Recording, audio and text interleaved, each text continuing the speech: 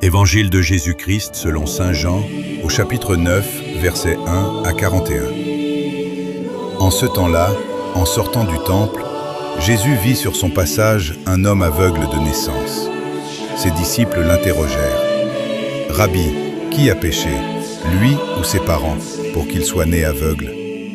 Jésus répondit, « Ni lui ni ses parents n'ont péché, mais c'était pour que les œuvres de Dieu se manifestent en lui. Il nous faut travailler aux œuvres de celui qui m'a envoyé tant qu'il fait jour. La nuit vient où personne ne pourra plus y travailler. Aussi longtemps que je suis dans le monde, je suis la lumière du monde. » Cela dit, il cracha à terre et avec la salive, il fit de la boue.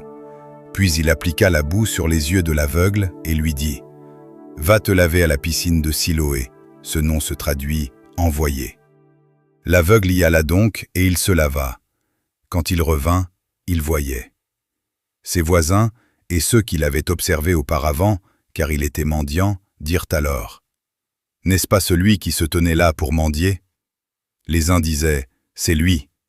Les autres disaient « Pas du tout, c'est quelqu'un qui lui ressemble. » Mais lui disait « C'est bien moi. » Et on lui demandait « Alors, comment tes yeux se sont-ils ouverts ?»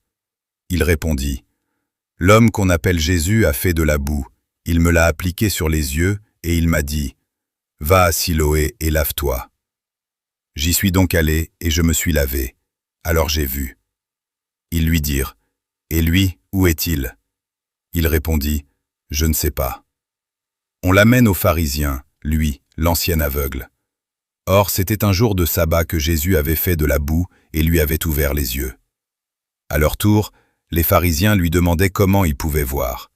Il leur répondit « Il m'a mis de la boue sur les yeux, je me suis lavé et je vois. » Parmi les pharisiens, certains disaient « Cet homme-là n'est pas de Dieu, puisqu'il n'observe pas le repos du sabbat. » D'autres disaient « Comment un homme pécheur peut-il accomplir des signes pareils ?»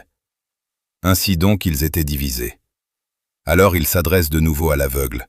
« Et toi, que dis-tu de lui puisqu'il t'a ouvert les yeux ?» Il dit « C'est un prophète. » Or les Juifs ne voulaient pas croire que cet homme avait été aveugle et que maintenant il pouvait voir. C'est pourquoi ils convoquèrent ses parents et leur demandèrent « Cet homme est bien votre fils, et vous dites qu'il est né aveugle? Comment se fait-il qu'à présent il voit ?»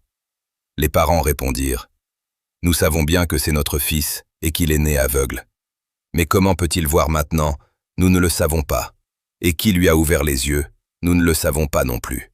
Interrogez-le, il est assez grand pour s'expliquer. » Ses parents parlaient ainsi parce qu'ils avaient peur des Juifs.